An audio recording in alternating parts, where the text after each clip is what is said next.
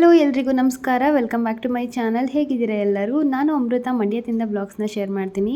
ನೀವೇನಾದರೂ ನನ್ನ ಚಾನಲ್ಗೆ ಸಬ್ಸ್ಕ್ರೈಬ್ ಮಾಡ್ಕೊಳ್ತೀವಿ ವಿಡಿಯೋ ನೋಡ್ತಾ ಇದ್ದರೆ ಸಬ್ಸ್ಕ್ರೈಬ್ ಮಾಡಿಕೊಂಡು ಲೈಕ್ ಶೇರ್ ಕಮೆಂಟ್ ಮಾಡಿ ಆ್ಯಂಡ್ ಸಪೋರ್ಟ್ ಮಾಡಿ.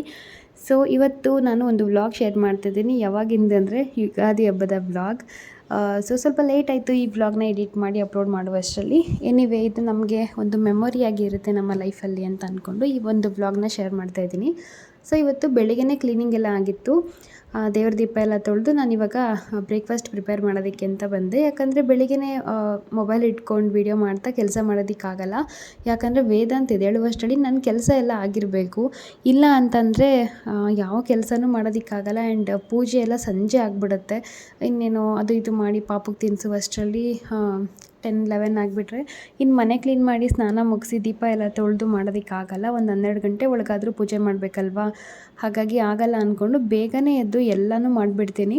ಹಾಗಾಗಿ ಫೋನ್ ಇಟ್ಕೊಂಡು ವೀಡಿಯೋ ಎಲ್ಲ ಮಾಡೋದಕ್ಕೆ ಹೋಗಲಿಲ್ಲ. ಸೊ ಹಂಗೆ ಇಟ್ಕೊಂಡು ಹೋದರೆ ಸ್ವಲ್ಪ ಲೇಟ್ ಆಗಿಬಿಡುತ್ತೆ ವೀಡಿಯೋ ಮಾಡ್ತಾ ಮಾಡ್ತಾ ಕೆಲಸ ಮಾಡ್ಕೊಬೇಕು ಅಂತಂದರೆ. ಬೆಳಿಗ್ಗೆ ಬ್ರೇಕ್ಫಾಸ್ಟ್ಗೆ ಅಂತ ಇವತ್ತು ನಾನು ಮೆಂತ್ಯ ಸೊಪ್ಪು ಹಾಕಿ ಪಲಾವ್ ಮಾಡ್ತಾಯಿದ್ದೆ. ತುಂಬ ಚೆನ್ನಾಗಾಗಿತ್ತು ಅವತ್ತು. ನನ್ನ ಹಸ್ಬೆಂಡ್ ಮಕ್ಳಿಗೂ ಕೂಡ ಇಷ್ಟ ಆಯಿತು. ಹಾಗೆ ಇವತ್ತು ಯುಗಾದಿ ಹಬ್ಬ ಆಗಿರೋದ್ರಿಂದ ಒಂಥರ ಹೊಸ ಥರ ಇತ್ತು. ನಮಗಂತೂ ಇದು ಹೊಸ ವರ್ಷನೇ ಅಲ್ವಾ. ಇವತ್ತು ಹೊಸ ದಿನ ಸ್ಟಾರ್ಟ್ ಮಾಡಬೇಕಂತ ಅಂದ್ಕೊಂಡ್ರೆ ಇವತ್ತು ಸ್ವಲ್ಪ ಏನೋ ಕಿರಿಕಿರಿ, ಸ್ವಲ್ಪ ಏನೋ ಒಂಚೂರು ಪ್ರಾಬ್ಲಮ್ ಅನ್ನಿಸ್ತು ನನಗೆ. ಒಂಥರ ಮನಸ್ಸಿಗೆ ಬೇಜಾರು ಕೂಡ ಇತ್ತು. ಹೆಂಗೋ ದಿನ ಸಾಗ್ತಾಯಿತ್ತು. ಜೊತೆಗೆ ಸಂಜೆ ಅಷ್ಟರಲ್ಲಿ ಗ್ಯಾಸ್ ಕೂಡ ಖಾಲಿಯಾಗಿಬಿಡ್ತು. ಇದೊಂಥರ ಏನೋ ಹಬ್ಬದ ದಿನವೇ ಹಿಂಗಾಯ್ತಲ್ಲ ಅಂತ ಅನ್ನಿಸ್ತಿತ್ತು. ಗ್ಯಾಸ್ ಖಾಲಿ ಆದಮೇಲೆ ಸ್ವಲ್ಪ ಅದಕ್ಕೆ ಮುಂಚೆ ಅಡುಗೆ ಎಲ್ಲ ಆಲ್ಮೋಸ್ಟ್ ಆಗಿಬಿಟ್ಟಿತ್ತು. ಗ್ಯಾಸ್ ಏನು ತೊಂದರೆ ಇರಲಿಲ್ಲ. ಆ್ಯಂಡ್ ಎಲೆಕ್ಟ್ರಿಕ್ ಸ್ಟವ್ ಇದೆಯಲ್ಲ, ಇಂಡಕ್ಷನ್ ಸ್ಟವ್, ಹಾಗಾಗಿ ಅದನ್ನೇ ಯೂಸ್ ಮಾಡಿಕೊಂಡು ಮಿಕ್ಕಿದ್ದ ಕೆಲಸ ಮಾಡಿಕೊಂಡೆ. ಬಟ್ ಗ್ಯಾಸ್ ಆಯಿತು. ಏನೋ ಒಂಥರ ಇವತ್ತು ಹಬ್ಬ ಅಂತಿದ್ರೆ ಒಂಥರ ನೆಗೆಟಿವ್ ಥರ ಫೀಲ್ ಆಗಿಬಿಡ್ತು. ಏನಿವೆ ನಾವನ್ನ ಪಾಸಿಟಿವ್ ಮಾಡ್ಕೊಂಡು ಮುಂದುವರಿಯೋಣ ಅಂದ್ಕೊಂಡು. ಸೊ ಇಲ್ಲಿ ಫಸ್ಟು ನಾನು ಲಿರಿಷನ್ಗೆ ಮಗುಗೆ ಇಬ್ರಿಗೂ ಆಯಿಲ್ ಹಚ್ಚಿ ಎಣ್ಣೆ ಸ್ನಾನ ಮಾಡಿಸ್ತೀನಿ ಇವತ್ತು. ನನ್ನ ಹಸ್ಬೆಂಡ್ಗೇನು ಅಷ್ಟು ಇಂಟ್ರೆಸ್ಟ್ ಇಲ್ಲ ಇದ್ರ ಮೇಲೆ, ಹಾಗಾಗಿ ಅವರೇನು ಹಚ್ಕೊಳ್ಳಲ್ಲ. ಬಟ್ ನಾನು ನನ್ನ ಮಕ್ಳಿಗಂತೂ ಅಭ್ಯಾಸ ಮಾಡಿದ್ದೀನಿ. ಅವರಿಗೆ ಎಣ್ಣೆ ಹಚ್ಚಿ ಸ್ನಾನ ಮಾಡಿಸ್ತೀನಿ. ವೇದಾಂತ್ಗೆ ಆಲ್ಮೋಸ್ಟ್ 1 ವರ್ಷ ಆಗಿ ಸ್ವಲ್ಪ ದಿನ ಆದಮೇಲೆ ನಾನು ಎಣ್ಣೆ ಹಚ್ಚೋದು ನಿಲ್ಲಿಸ್ಬಿಟ್ಟಿದ್ದೆ. ಅಂದರೆ ಅವನು ತುಂಬಾ ತುಂಟ, ಓಡಾಡ್ತಾನೆ, ಹಚ್ಚೋದಕ್ಕೆಲ್ಲ ಹಿಂಸೆ ಆಗಿಬಿಡುತ್ತೆ. ಹಾಗಾಗಿ ಎಣ್ಣೆ ಸ್ನಾನ ಇವತ್ತಾದರೂ ಮಾಡಿಸೋಣ ಅಂತ ಅಂದ್ಕೊಂಡೆ. ಆ್ಯಂಡ್ ಗ್ಯಾಪಲ್ಲಿ ಯಾವಾಗಾದ್ರೂ ಲಿರಿಷನ್ಗೆ ಕೈ ಕಾಲಿಗೆಲ್ಲ ಎಣ್ಣೆ ಹಚ್ಚಿ ಸ್ನಾನ ಮಾಡಿಸ್ತೀನಿ. ವೇದಾಂತ್ಗೂ ಕೂಡ ಹಾಗೇ ಮಾಡ್ತೀನಿ. ಸ್ವಲ್ಪ ಕೈ ಡ್ರೈ ಆದರೆ ಆ ಥರ ಎಲ್ಲ ಮಾಡಿಸ್ತೀನಿ ಅಷ್ಟೇ. ಇವತ್ತು ಕೂಡ ಎಣ್ಣೆ ಸ್ನಾನಕ್ಕೆಲ್ಲ ಆಯಿತು ಮಕ್ಕಳದು. ಆ್ಯಂಡ್ ಲಿರಿಷಾ ಅಂತೂ ಫುಲ್ ಚೆನ್ನಾಗಿ ರೆಡಿ ಆಗಿಬಿಟ್ಟಿದ್ಲು. ವೇದಾಂತ್ಗೂ ಲಿರಿಷಂಗೂ ಇವಾಗ ಹೊಸ ಬಟ್ಟೆ ಏನು ತೆಗ್ದಿರಲಿಲ್ಲ ನಾವು. ಯಾಕಂದರೆ ಲಿರಿಷಂಗೆ ವೇರ್ ಮಾಡಿದ್ದು ನನ್ನ ಸೀಮಂತ, ಅಂದರೆ ವೇದಾಂತ್ಗೆ ಪ್ರೆಗ್ನೆನ್ಸಿ ಇದ್ದಾಗ ಸೀಮಂತ ಇತ್ತಲ್ಲ, ಸೊ ಅದಕ್ಕೆ ತಗೊಟ್ಟಿದ್ದ ಡ್ರೆಸ್ ಇದು. ಈ ಡ್ರೆಸ್ನ ಅವಳು ಫಂಕ್ಷನಲ್ಲಿ ಮಾತ್ರನೇ ಸ್ವಲ್ಪ ಹೊತ್ತು ಹಾಕ್ಕೊಂಡಿದ್ಲು ಅಷ್ಟೇ. ಆಮೇಲೆ ಅದನ್ನ ಯೂಸ್ ಮಾಡೇ ಇರಲಿಲ್ಲ. ಹಾಗಾಗಿ ಅದೇ ಬಟ್ಟೆನ ಅವಳು ಹಾಕ್ಕೊಂಡ್ಳು. ಆ್ಯಂಡ್ ನನ್ನ ಮಗನಿಗೆ ನಾವು ಬರ್ಡೇ ದಿನ ದೇವಸ್ಥಾನಕ್ಕೆ ಹೋಗೋದಕ್ಕೆ ಅಂತ ಪಂಚೆ ತೊಗೊಂಡಿದ್ದೆ. ಶರ್ಟ್ ಪಂಚೆ ರಾಮರಾಜ್ ಬರುತ್ತೆ ಆ ಸ್ಟೈಲು, ಬಟ್ ಮೀಶೋದು ತೊಗೊಂಡಿದ್ದೆ. ಅದೇನೆಂದರೆ ನಾನು ದೇವಸ್ಥಾನಕ್ಕೆ ಹೋದ್ವಿ, ಬರೀ ಒಂದು ಅರ್ಧ ಗಂಟೆನೂ ಹಾಕ್ಕೊಂಡಿಲ್ಲ ಬಟ್ಟೆ ಅವನು. ಹಾಗಾಗಿ ಸೇಮ್ ಡ್ರೆಸ್ನ ನಾನು ಯುಗಾದಿ ಹಬ್ಬಕ್ಕೆ ಹಾಕ್ತೆ. ಇಲ್ಲಾಂದರೆ ಚಿಕ್ಕ ಆಗಿಬಿಡುತ್ತೆ. ನೆಕ್ಸ್ಟ್ ಯಾವುದಾದ್ರೂ ಹಬ್ಬ, ಗೌರಿ ಗಣೇಶ ಹಬ್ಬ, ವರಮಹಾಲಕ್ಷ್ಮಿ ಹಬ್ಬ ಬರುವಷ್ಟರಲ್ಲಿ ಚಿಕ್ಕ ಆಗಿಬಿಡುತ್ತೆ ಬಟ್ಟೆ ಅಂತ ಅಂದ್ಕೊಂಡು ಯುಗಾದಿಗೆ ಹಾಕೋಣ ಅಂತ ಇಬ್ರಿಗೂ ಕೂಡ ಇದ್ದಿದ್ದ ಬಟ್ಟೆನೇ ಹಾಕಿದ್ದಾಯಿತು. ಆ್ಯಂಡ್ ನಾನು ಇದೊಂದು ಕುರ್ತಿ ಮಾತ್ರ ತೊಗೊಂಡ್ಬಿಟ್ಟಿದ್ದೆ, ಅದನ್ನೇ ವೇರ್ ಮಾಡಿದ್ದೀನಿ. ಇವಾಗ ಕುಕ್ಕಿಂಗ್ ಪ್ರಿಪ್ರೇಷನ್ ಅಂತೂ ನಡೀತಾ ಇದೆ. ಹಾಗೆ ಸಬ್ಬಕ್ಕಿ ಖೀರ್ ಕೂಡ ಮಾಡಿದ್ದೆ. ಹೇಗೆ ಮಾಡಿದ್ದೆ ಅಂತ ಹೇಳ್ತೀನಿ. ಫಸ್ಟು ಸಬ್ಬಕ್ಕಿನ ನೆನೆಸೋದಕ್ಕೆ ಬಿಟ್ಬಿಡಬೇಕು. ಒಂದು 2 hour ನೆನೆಸಿದ್ರೆ ಸಾಕು. ಬೆಳಗ್ಗೆ ನೀರಲ್ಲಿ ಹಾಕಿಟ್ಬಿಟ್ರೆ ಆಗಿಬಿಡತ್ತೆ. ಸೊ ಅದಕ್ಕೆ ಸ್ವಲ್ಪ ನೀರು ಅಥವಾ ಸ್ವಲ್ಪ ಹಾಲನ್ನ ಸೇರಿಸಿ ಬೇಯೋದಕ್ಕೆ ಇಟ್ಬಿಡ್ಬೇಕು ಸಪ್ರೇಟು. ನೀವು ನೀರು ಬೇಡ ಬರೀ ಹಾಲನ್ನೇ ಹಾಕ್ತೀನಿ ಅಂದ್ರೂ ಚೆನ್ನಾಗಿರುತ್ತೆ ಟೇಸ್ಟು. ಸಬ್ಬಕ್ಕಿ ಮತ್ತು ಹಾಲು ಸ್ವಲ್ಪ ನೀರು ಹಾಕಿ ಬೇಯಿಸೋದಕ್ಕೆ ಇಟ್ಬಿಟ್ರೆ ಅದು ಚೆನ್ನಾಗಿ ಬೇಯುತ್ತೆ. ಅದು ಟ್ರಾನ್ಸ್ಪರೆಂಟ್ ಬರುತ್ತಲ್ಲ, ಆ ಟೈಮ್ ಆದ ತಕ್ಷಣ ಅದಕ್ಕೆ ಸ್ವಲ್ಪ ಸಕ್ಕರೆ ಮತ್ತು ಏಲಕ್ಕಿ ಪುಡಿ ಎಲ್ಲ ಹಾಕ್ತಾಯಿದ್ದೀನಿ. ಹಾಗೆಯೇ MTRದು ಬಾದಾಮಿ ಪುಡಿ ಬರುತ್ತಲ್ಲ, ಅದನ್ನ 1 ಪ್ಯಾಕೆಟ್ ಹಾಕ್ಕೊಳ್ತಾ ಇದ್ದೀನಿ, 10 rupeesದು. ಸೊ ಈ ಕ್ವಾಂಟಿಟಿಗೆ ಇಷ್ಟು 1 ಪ್ಯಾಕೆಟ್ ಸಾಕಾಗಿಬಿಡುತ್ತೆ. ಸೊ ಇದು ಚೆನ್ನಾಗಿ ಕುಕ್ ಆಗೋದಕ್ಕೆ ಬಿಡಬೇಕು, ಎಲ್ಲ ಮಿಕ್ಸ್ ಆಗಬೇಕು. ಸೊ ಫೈನಲಿ ಇದಕ್ಕೆ ನಾನು ಕೇಸರಿ ಇತ್ತು, ಸೊ ಕೇಸರಿ ಕೂಡ ಆ್ಯಡ್ ಮಾಡ್ತಾಯಿದ್ದೀನಿ ಕಲರ್ ಚೆನ್ನಾಗಿ ಬರಲಿ ಅಂತ. ಆಮೇಲೆ ಇನ್ನೂ ತುಪ್ಪದಲ್ಲಿ ದ್ರಾಕ್ಷಿ, ಗೋಡಂಬಿ, ಡ್ರೈ ಫ್ರೂಟ್ಸ್ ನಿಮ್ಗೆ ಏನು ಬೇಕು ಎಲ್ಲ ಒಗ್ಗರಣೆ ಮಾಡಿಕೊಂಡು ಹಾಕ್ಕೊಂಡ್ರೆ ಸಬ್ಬಕ್ಕಿ ಖೀರ್ ಅಥವಾ ಸಾಬುದಾನ ಖೀರ್ ರೆಡಿಯಾಗಿಬಿಡುತ್ತೆ. ನೀವು ಯಾವಾಗಲೂ ಶಾವಿಗೆ ಪಾಯಸ ಮಾಡ್ತೀನಿ ಆ್ಯಂಡ್ ಮಾಮೂಲಿ ತೆಂಗಿನಕಾಯಿ ಎಲ್ಲ ಹಾಕಿ ಪಾಯಸ ಮಾಡ್ತೀನಿ ಅಂತ ಅನ್ನೋರಿದ್ರೆ ಅರ್ಜೆಂಟಿಗೆ ಬೇಗನೆ ಮಾಡಬೇಕು ಮತ್ತು ಡಿಫ್ರೆಂಟಾಗಿ ಇರಬೇಕಂದ್ರೆ ಇದನ್ನು ಟ್ರೈ ಮಾಡಿ ನೋಡಿ. ತುಂಬ ಟೇಸ್ಟಿಯಾಗಿ ಚೆನ್ನಾಗಿರುತ್ತೆ. ಸ್ವಲ್ಪ ತೆಳುಗೆ ಮಾಡಿಕೊಂಡ್ರೆ ಚೆನ್ನಾಗಿರುತ್ತೆ ಆಯಿತಾ.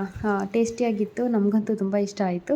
ಸೊ ನೀವು ಕೂಡ ಇದನ್ನ ಒಂದ್ಸಲ ಟ್ರೈ ಮಾಡ್ಕೊಳ್ಳಿ. ಆ್ಯಂಡ್ ಇವತ್ತಿನ ಊಟದ ರೆಸಿಪಿ ಬಂದರೆ ನಮ್ಮಮ್ಮ ಒಬ್ಬಟ್ಟು ಮಾಡಿದರು, ಹಾಗಾಗಿ ನಾನು ಜಸ್ಟ್ ಒಬ್ಬಟ್ಟು ಸಾರು, ವಡೆ, ಹಾಗೆಯೇ ಅನ್ನ, ಸಾಂಬಾರು, ಬೀನ್ಸ್ ಪಲ್ಯ ಮತ್ತು ಖೀರ್ ಇಷ್ಟು ಮಾಡ್ಕೊಂಡಿದ್ದೆ. ಬಟ್ ಏನೇ ಮಾಡಿದ್ರು ಇವತ್ತೇನೋ ಒಂಥರ ನನಗೆ ಸಮಾಧಾನ ಇರಲಿಲ್ಲ. ಆ್ಯಂಡ್ ರೀಸನ್ ಇದೆ, ಬಟ್ ಆ ರೀಸನ್ ಎಲ್ಲ ಇಲ್ಲಿ ಶೇರ್ ಮಾಡೋದಕ್ಕಾಗಲ್ಲ. ಸ್ವಲ್ಪ ಮನಸ್ಸಿಗೆ ಬೇಜಾರಾಗಿಬಿಟ್ಟಿತ್ತು ಅವತ್ತಂತೂ. ಆ್ಯಂಡ್ ಜಾಸ್ತಿ ವ್ಲಾಗ್ ಮಾಡ್ಕೊಳ್ಳಿಲ್ಲ ನಾನು, ಅಷ್ಟೇ ಸ್ವಲ್ಪನೇ ಸುಮಾರಾಗಿ ವಿಡಿಯೋ ಮಾಡ್ಕೊಂಡಿದ್ದಾಯಿತು. ಆ್ಯಂಡ್ ಇದೆಲ್ಲ ಆಗೋ ಹೊತ್ತಿಗೆ ಸಂಜೆ ಅಷ್ಟರಲ್ಲಿ ಗ್ಯಾಸ್ ಕೂಡ ಖಾಲಿ ಆಗಿಬಿಡ್ತು. ನಿಮಗೆ ಗೊತ್ತಲ್ವ ಈಗ ಗ್ಯಾಸ್ಗೆಲ್ಲ ಎಷ್ಟು ತೊಂದರೆ ಆಗಿಬಿಟ್ಟಿದೆ ಅಂತ.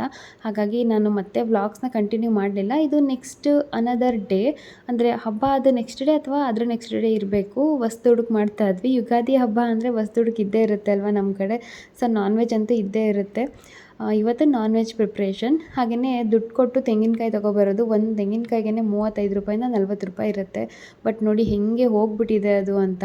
ಆ್ಯಂಡ್ ಅದು ವಾಪಸ್ ಕೊಟ್ಟು ಕಳ್ಸೋಣ ಅಂತ ಹಾಗೆ ಎತ್ತಿಡ್ತಾ ಇದ್ದೀನಿ. ಅವ್ರಿಗೆ ಗೊತ್ತಿರುತ್ತೆ ಹಿಂಗಾಗಿರುತ್ತೆ ಇದು ಅಂತ, ಬಟ್ ಅವರು ಅಷ್ಟು ಯಾರೂ ಒಳ್ಳೇದು ಮಾಡೋದಕ್ಕೆ ನೋಡೋದಿಲ್ಲ, ಅದನ್ನೇ ಕೊಟ್ಟು ಕಳಿಸಿದ್ರು. ಸೊ ಅದನ್ನ ನನಗೆ ಗೊತ್ತಾಗಲಿಲ್ಲ, ಕೆಚ್ಚಿ ನೋಡಿದಾಗ ಈ ಥರ ಆಗಿಬಿಡ್ತು. ಮತ್ತೆ ರಿಟರ್ನ್ ಕೊಟ್ಟು ಕಳ್ಸೋಣ ಅಂತ ಎತ್ತಿಟ್ಟೆ.